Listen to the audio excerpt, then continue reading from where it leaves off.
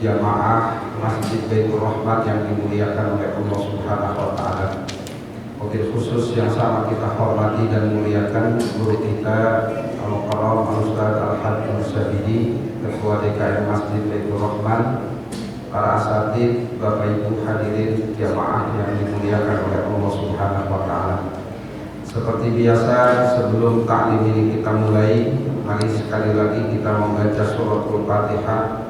Yang Fatihah ini kita hadiahkan untuk almarhumin guru-guru kita dan orang tua kita serta kerabat kita dan jamaah Masjid Baitur Rahman yang telah meninggal dunia. Semoga dosa mereka Allah ampuni dan kuburnya Allah jadikan taman dari taman surganya Allah. Dan kita yang mendoakan semoga diberikan sehat afiat serta keluarga kita, sahabat kita, tetangga kita, famili kita yang sedang sakit, semoga penyakitnya diangkat oleh Allah Subhanahu wa Ta'ala dan dipulihkan seperti sedia kala. Al-Fatihah ila hadratin Nabiyil Mustafa Muhammadin sallallahu alaihi wasallam, thumma ila arwahi abaihi wa ikhwanihi wa azwajihi wa dzurriyyatihi wa ahli baitihi wa ila jami'il anbiya wal mursalin was sahabati wat tabi'in was syuhada'i was shalihin wal ulama'il 'amilin wal qurra wa a'immatil hadits wal mufassirin wa jami'i malaikatillahil muqarrabin wal karubin wa ila arwahi sadatina Abi Bakr wa Umar wa Utsman wa Ali radhiyallahu anhum wa thumma ila hadrati mu'allifil kitab Syekh Muhammad Nawawi bin Umar Al-Jawi wa thumma ila ruhi Ki Haji Endang Iskandar wa thumma ila ruhi Ki Haji Abdul Rahman Madinah wa thumma ila ruhi Ustaz Haji Sobari wa thumma ila ruhi Ustaz Haji Mansur wa ila jami'il muslimin wal muslimat wal mu'minin wal mu'minat khususan di jamaati Masjid Baitur Rahman annallaha yaghfiru dzunubahum wa yataghashshahum birrahmah wal maghfirah wa yuskinuhumul jannah wa biniyatin madhkurat bisirril Fatihah. A'udzu billahi minasy syaithanir rajim. Bismillahirrahmanirrahim. Alhamdulillahi rabbil alamin. Ar-Rahmanir Rahim. Maliki yaumiddin. Iyyaka na'budu wa iyyaka nasta'in. Ihdinas siratal mustaqim. Siratal ladzina an'amta 'alaihim ghairil maghdubi 'alaihim waladdallin. Amin. A'udzu billahi minasy syaithanir rajim. Bismillahirrahmanirrahim. Yu'raful mujrimuna bisimahum fayukhadhu bin nawasi wal aqdam. Fabi ayyi ala'i rabbikuma tukadziban. Hadhihi jahannamul lati yukadzibu bihal mujrimun. Yatufuna bainaha wa baina hamimin an. Fabi ayyi ala'i rabbikuma tukadziban. Waliman khafa maqama rabbih jannatan. Fabi ayyi ala'i rabbikuma tukadziban. والترتيبان صدق الله العظيم.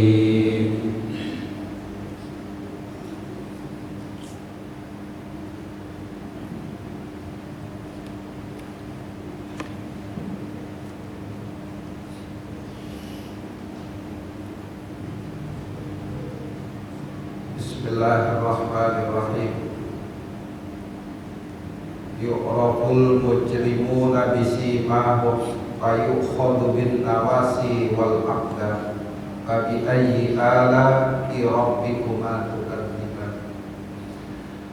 Yu'raful mujrimuna, jadi nanti dosa kita itu gak perlu ditanya lagi, karena nanti yang berbicara itu al-yawma nakhtimu ala afwahihim wa tukallimuna aydihim wa tashhadu arjuluhum bima kanu yaksibun.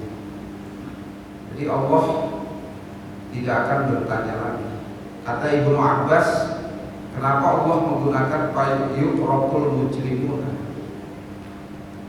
Kemudian kenapa tidak ditanya dosa pada saat itu?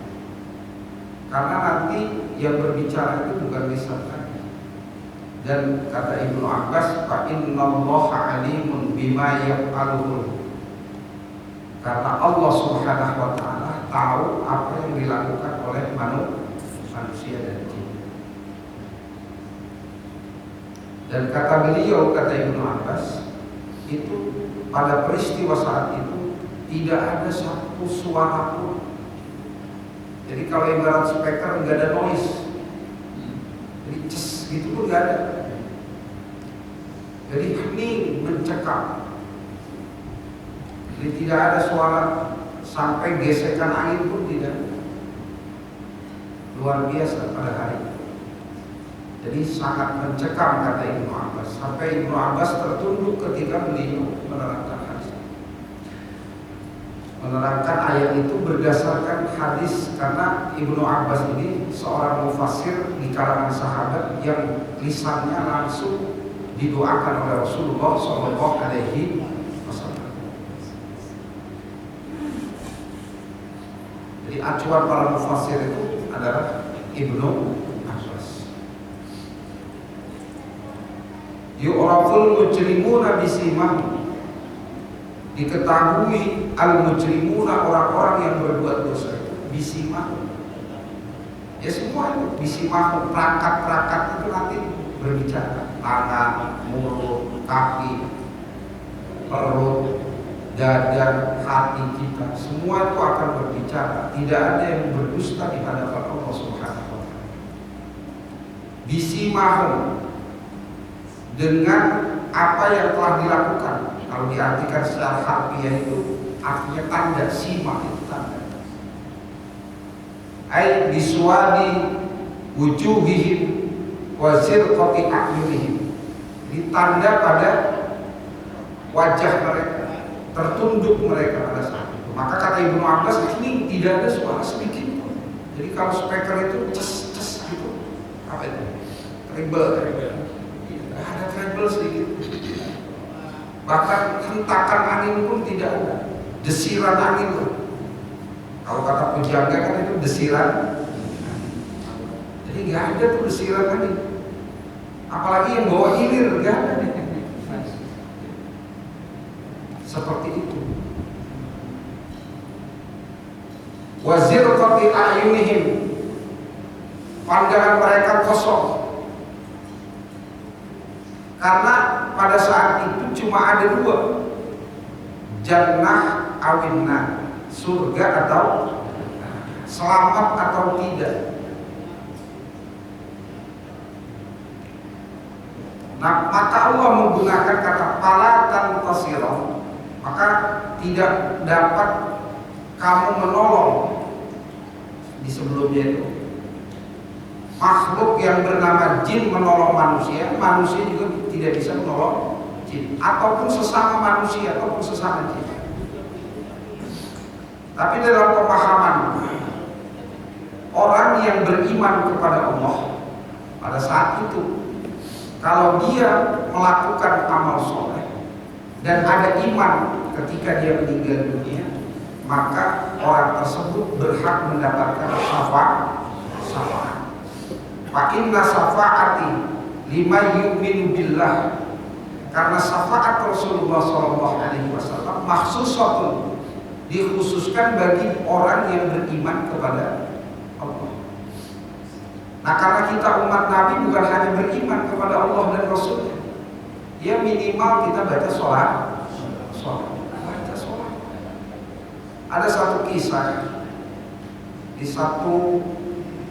di zaman dahulu, ada seorang yang ahli maksiat.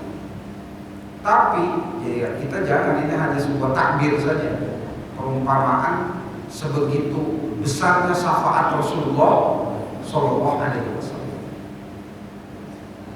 Jadi sebegitu luar biasanya syafaat Rasulullah Shallallahu Alaihi Wasallam. Jadi ahli maksiat ini punya anak soleh, taat kepada Allah dan Rasul. Kemudian orang tuanya diajak untuk melakukan ibadah haji. Tetapi sebelum sempat melakukan ibadah haji, orang tuanya meninggal dunia. Pada saat proses meninggal dunia, ajalnya dicabut atau ruhnya dicabut oleh Allah Subhanahu wa taala, ja'ala jasadahu, Allah menjadikan jasadnya saudaa, semua jadi hitam pekat. Jadi jasad si orang maksiat ini berubah jadi hitam. Nah, pada saat berubah jadi hitam, ini anak malu, karena yang namanya orang tua, anak kepada orang tuanya begitu sayang dan cinta. Ketika meninggal dunia, wajahnya yang biasa-biasa saja kemudian berubah jadi hitam seperti orang yang terbakar. Ketika datang malam, anaknya itu selalu berdoa kepada Allah, intens munajat kepada Allah, sampai bertemu dan berjumpa dengan Rasulullah Shallallahu Alaihi Wasallam. Maka atas perintah Rasulullah, beliau berbisik kepada anaknya, usap wajah orang tuamu, maka dia akan kembali seperti semula. Karena orang tuamu, biar dia melakukan maksiat, dia mensempatkan dirinya bersolawat kepada Rasulullah Sallallahu Alaihi Wasallam. Takbir ini bukan berarti maksiat saja sebegitu. Ya, kita jangan begitu. Artinya syafaat Rasulullah ini universal, berlaku bagi hamba Allah, umat Rasulullah yang beriman kepada Allah Subhanahu wa taala dan Rasul, apalagi orang yang iman taat kepada Allah Subhanahu wa taala. Bahkan di dalam Masjid Nabawi itu, di dekat makam Rasulullah sallallahu alaihi wasallam, tertulis itu syafaati li ahlil kabair. Syafaatku berlaku li ahlil kabair, bagi orang yang melakukan dosa besar. Berarti apakah kita dengan hadis itu kemudian saya melakukan dosa besar aja karena ada garansi dia jadi nabi? Ya enggak seperti itu pemahaman. Artinya sebegitu sayang dan cintanya Rasulullah SAW kepada umat, ya kita jangan berpikir konyol gitu. Mentang-mentang dapat syafaat kita bebas-bebas saja. Artinya di situ memotivasi kita jangan sampai kita luput dari amal soleh. Minimal 3 hal yang harus kita persiapkan. Yang pertama, sodakotin jariyah. Nah, kenapa Nabi itu menggunakan kata sodakoh? Sodakoh itu jujur artinya. Kita mengakui apa yang kita punya Allah titipan, bukan punya kita. Makanya dari kata sodakoh yasduku sodakotan. Dan sodakotan itu ada tak, ada apa? Tak. Sodakoh enggak pakai sodakoh enggak laki-laki, tapi ditaruhin tak. Bahkan di dalam Al-Quran, dalam pembagian zakat itu diawali dengan kata innamas sodaqot. Nah, itu seperti itu. Kenapa? Ternyata ada rahasia di balik tak itu. Ada makna implisit, makna tersirat di balik tak tersebut. Nabi sampai menggunakan kata sodaqot. Ada taknya. Yang pertama, tak di situ mengandung arti lil wahdah. Lil wahdah itu artinya sekecil apapun yang disodakohkan oleh umat Nabi Muhammad itu bernilai. Jadi sodakoh sekecil apapun itu bernilai. Hatta min dzarrah,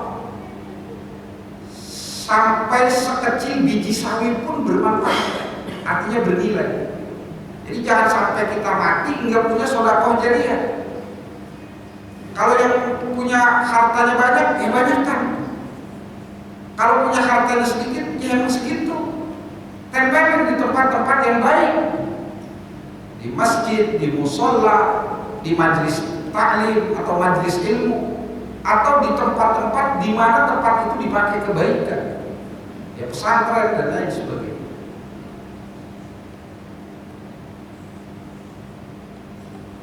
Jadi sekecil apapun, nah di situ memberikan peluang. Jangan berasumsi begini, berarti orang miskin nggak sodakoh dong. Jangan. Sodakoh bukan hanya milik orang kaya, artinya orang yang punya uang, punya materi dan punya harta. Tapi di situ Allah memberikan kesempatan bahwa hambanya pun diberikan peluang untuk melakukan ibadah yang bernama sodakoh. Sodakotin jariyah. Tempel itu emang punyanya sedekah, ya sedekah. Dalam Riyadhus Shalihin di sana dijelaskan ittaqullaha mastata'tum.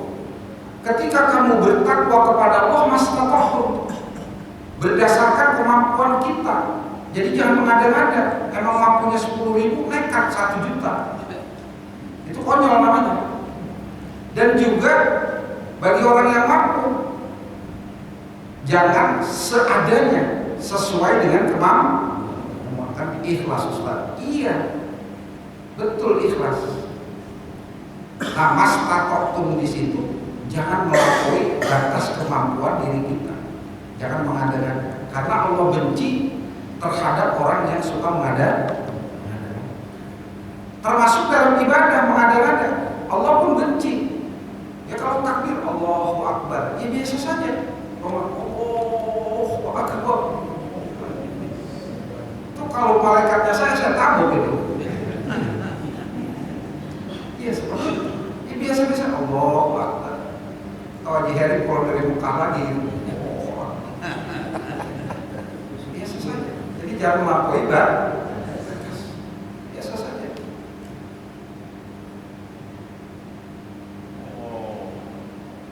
Itu seperti itu. Alhamdulillahirabbil alamin gitu. Alamin ya, alamin biasa saja gitu. Ya, orang sampai gitu. Jadi jangan berlebihan. Mastata'tum sesuai dengan kemampuan.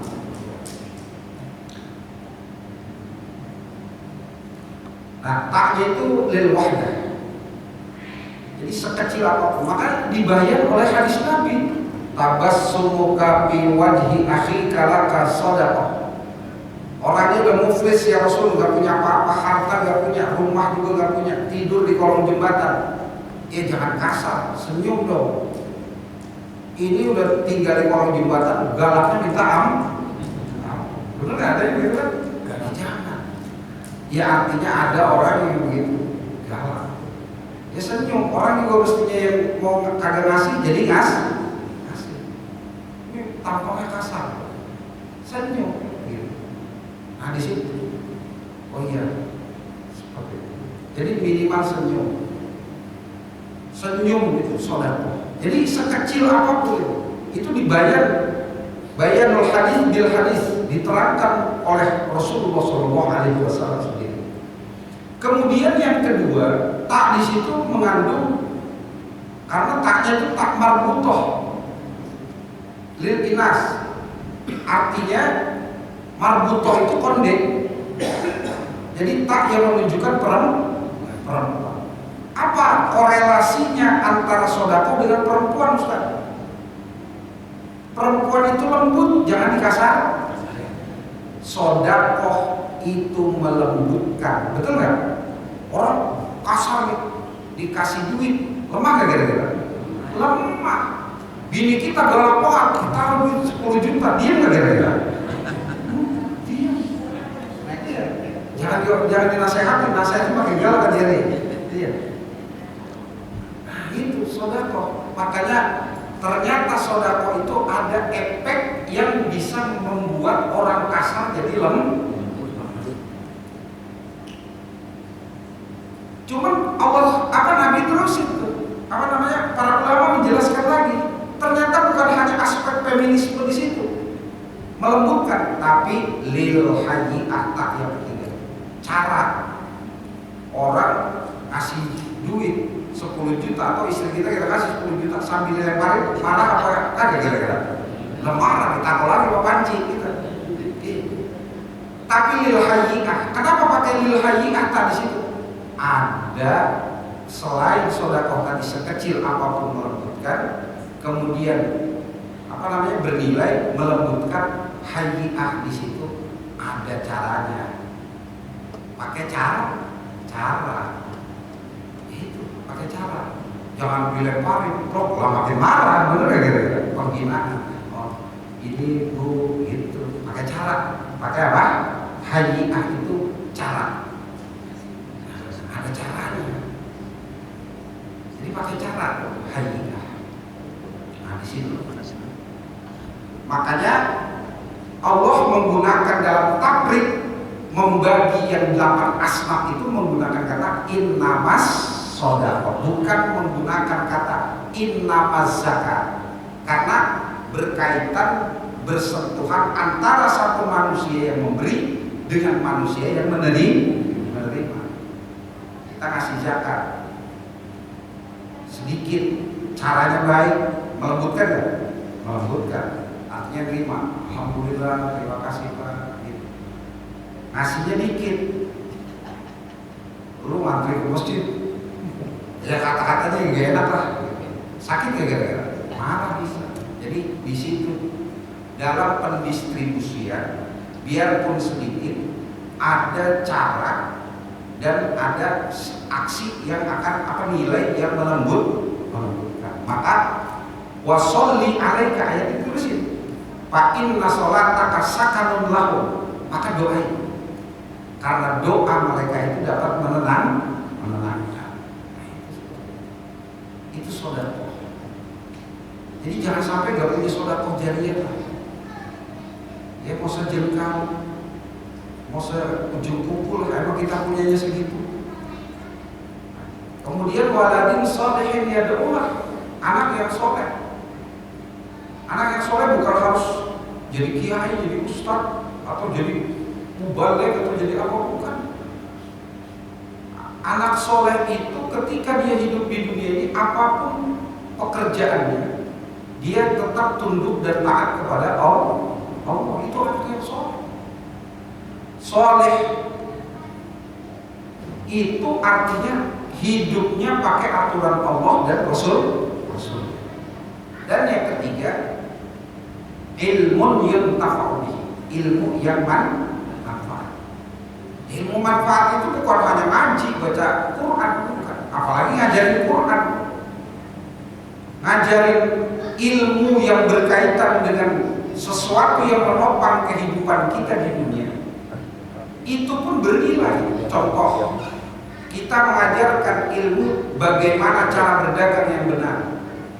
Kemudian dia hidup berkembang, anaknya bisa sekolah, istrinya bisa bahagia, kemudian berlanjut kehidupannya sehingga mereka taat kepada Allah dan Rasulnya berkecukupan.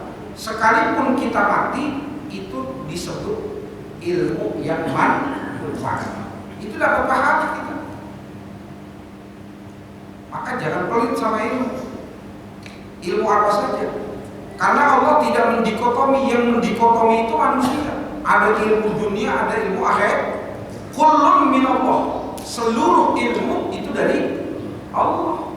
Tidak ada yang tidak dari Allah, semua dari Allah Subhanahu wa ta'ala.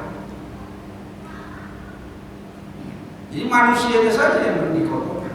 Oh jangan nyari ilmu dunia, ilmu akhirat aja. Bahkan bisa jadi itu doktrin Belanda agar umat Islam Indonesia itu semakin bodoh. Udah ngaji aja politik, ekonomi, politik, urusan. Nah seperti itu. Jadi kalau bisa ngaji bisa, dunia bisa. Artinya dunia akhirat. Ya Nabi kita proporsional betul, doanya dikenal satu jagat. Rabbana atina fid dunya hasanah wa fil akhirati hasanah. Dunia baik, akhirat baik. Yu'raful mujrimuna bisimahum. Maka diketahui orang-orang yang mujrim, yang berlaku dosa, itu total semuanya. Karena pada saat itu seluruh manusia kumpul, qadamun ala albi qadamin, berjejal pada saat itu manusia. Jadi bertumpuk pada saat itu, kumpul miladuni Adam ila akhir zaman, dari zaman Nabi Adam sampai zaman akhir dunia ini berakhir. Fayukhadhu bin nawasi wal aqdam. Maka kemudian yukhadhu, dipegang atau diambil. Yukhadhu itu diambil, an-nawasi itu ubun-ubun, wal aqdam dan kakinya. Ay yujma'u nawasihim wa aqdamuhum fi silsilatin min wara'i dhuhurihim fayutrahuna bin nar. Ya, itu kuasa Allah, saya tidak bisa menjelaskan. Artinya nanti kita digiring berdasarkan kelompok dosanya masing-masing. Seperti itu. Bin nari, di dalam neraka.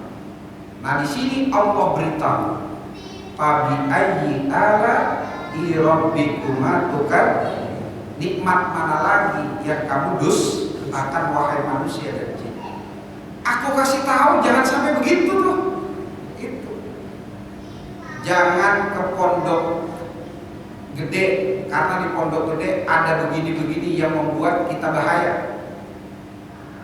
Itu dikasih tahu sama polisi, ibaratnya. Mestinya senang gak kita? Senang. Allah kasih tahu tuh, wahai manusia, nanti setelah dunia ada konsekuensi besar. Jangan sampai memasuki wilayah ini. Orang yang melakukan keburukan dan lain sebagainya, ketika di dunia pasti akan berada di posisi ini, akan berada di tempat ini. Nikmat mana lagi yang kamu dustakan? Aku kasih tahu.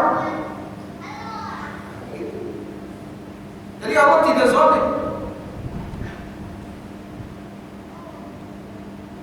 Tidak ada kezaliman sedikit pun yang Allah lakukan. Tinggal kita, karena kita bukan hanya punya akal, punya hawa nafsu. Maka ketika Nabi ditanya, beliau bersabda, roja'na min jihadil asghar ila jihadil akbar. Nabi bersabda, kita baru saja perang kecil, perang Badar itu. Kita akan menuju perang besar. Apa perang besar? Yaitu jihadun nafs, perang melawan hawa nafsu. Karena di dalam diri kita ini ada hawa nafsu. Nah di bulan Muharram ini kita tahu istilah hijrah. Istilah apa? Hijrah. Nabi itu hijrah dari Mekah ke Madinah, itu hijrah makani. Nah kita tidak mungkin hijrah dari Mekah ke Madinah, karena itu telah dilakukan oleh Rasulullah SAW. Tapi kita bisa memaknai hijrah ma'ani, membangun diri kita tidak baik menjadi baik. Itu hijrah ma'aninya. Maka Rasul menghijrahkan manusia dari manusia yang jahiliyah menuju manusia yang benar-benar manusia. Itu hijrahnya kita. Oh kemarin-kemarin iya, sekarang benar-benar manusia. Begitu. Karena ada manusia berperilaku bukan layaknya manusia.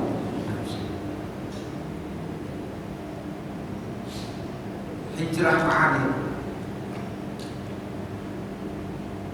bin nawasi wal aqdam. Jadi sebegitu dahsyatnya azab neraka itu. Dan itu Allah beritahu. Dan seluruh umat terdahulu juga diberitahu. Disampaikan oleh para nabinya dan rasulnya. Termasuk kita umat Nabi Muhammad SAW disampaikan melalui Al-Qur'an. Fabi ayyi ala'i rabbikuma tukadziban ayyajhaduna tajhaduna wal waqfu gunatam.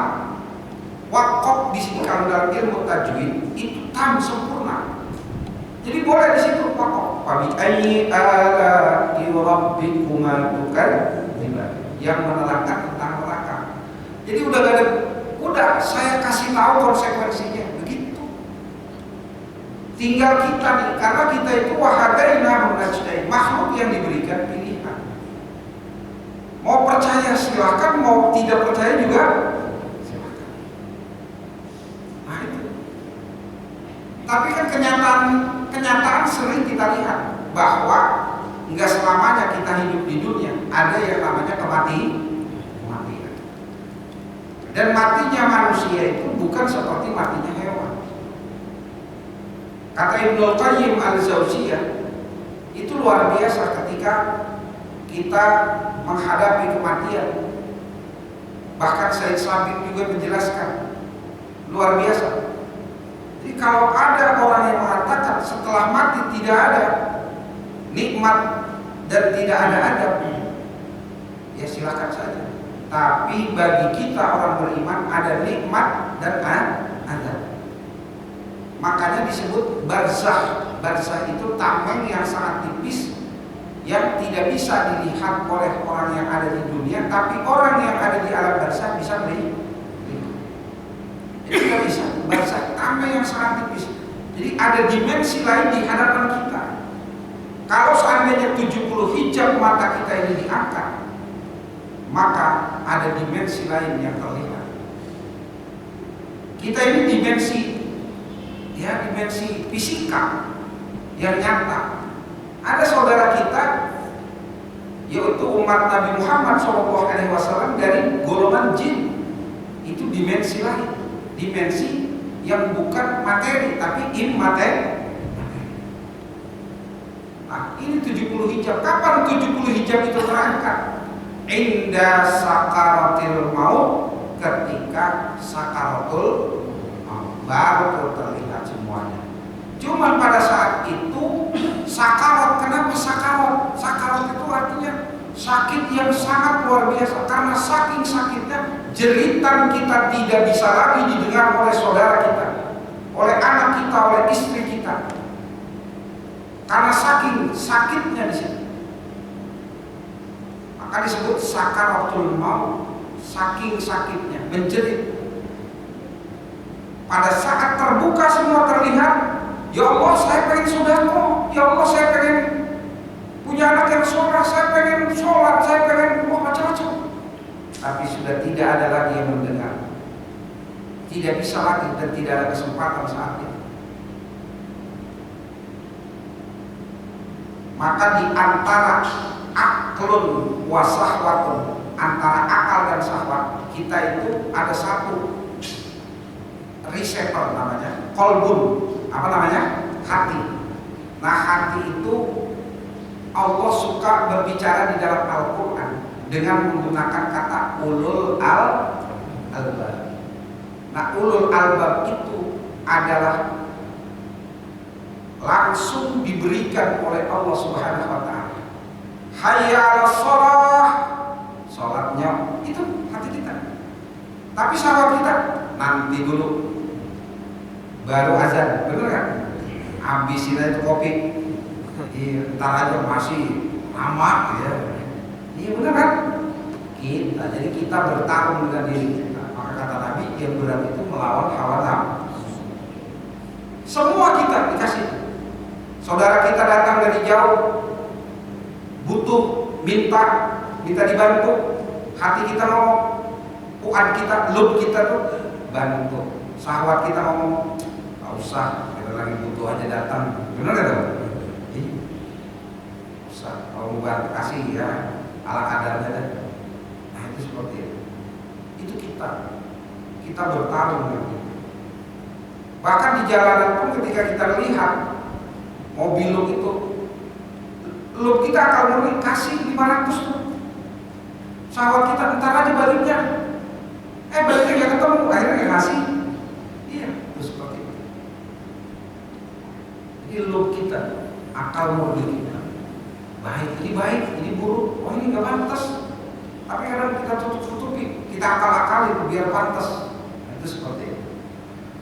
Maka di situ nanti ketika sakaratul maut baru hayya ala sholat, saya pengen sholat tapi udah gak bisa, saya pengen puasa udah gak bisa.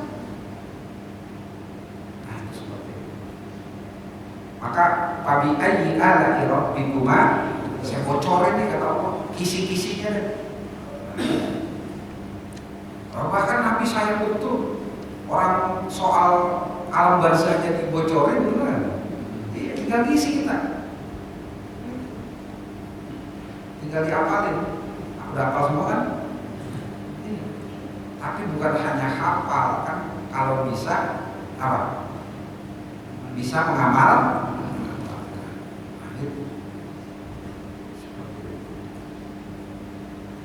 Bin nawasi wal aqdam fabi ayyi ala'i rabbikuma tukadziban. Tajhaduna, kamu menentang, gue percaya tuh. Mana mungkin? Nah, begitu. Gak mungkin ada lah. Silakan saja. Tapi berita ini Allah Subhanahu wa Ta'ala sampaikan melalui nabinya dan kitab sucinya, yaitu Al-Qur'an. Fayukhadhu bin nawasi wal aqdam fabi ayyi ala'i rabbikuma tukadziban. Hadihi jahannamul lati yukadzibu bihal mujrimun. Hadihi ini, ingat, neraka itu depan mata kita, surga di depan mata. Enggak lama hidup kita di dunia, enggak lama. 70 tahun itu sebentar, tahu-tahu udah 50 tahun, tahu-tahu udah 60 tahun. Enggak lama, di depan mata kita. Makanya menggunakan kata hadihi ini. Jadi sangat dekat. Kenapa sangat dekat? Keluar dari masjid kita ngapain pun, hidup atau tidak kita nggak tahu. Yang tahu hanya Allah. Maka Allah menggunakan kata hati. Sangat dekat. Ini.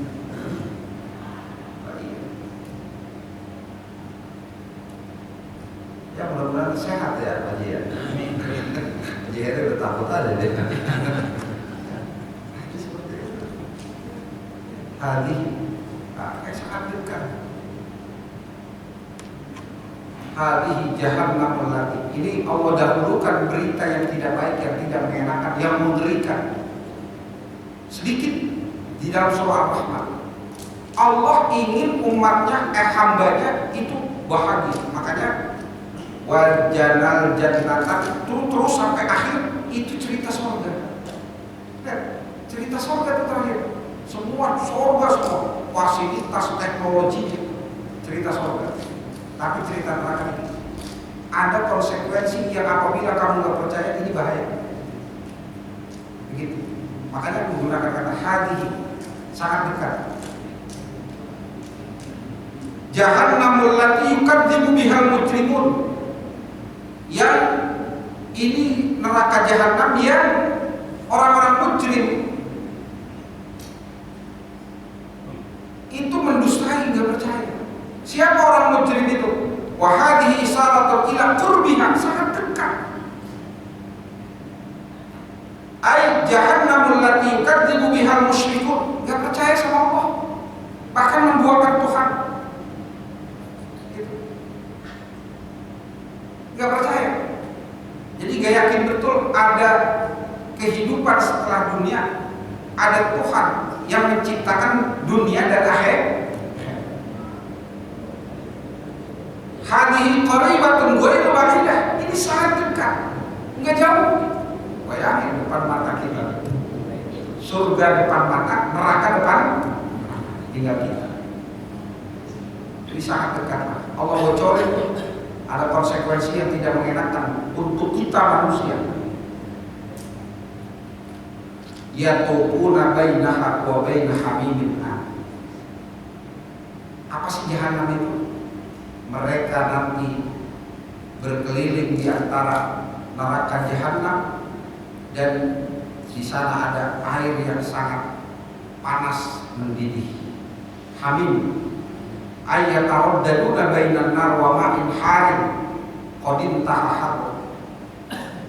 Jadi mereka keliling, udah capek berhenti, karena berhenti aus minum, dibasahi kepalanya dengan air mendidih. Kayak apa itu? Tersiksa. Diminum rontok, ada makanan kembali seperti semula. Setiap sampai kalau dia beriman kepada Allah, baru orang itu mendapatkan rahimnya Allah Subhanahu karena punya iman. Bagaimana yang tidak punya iman?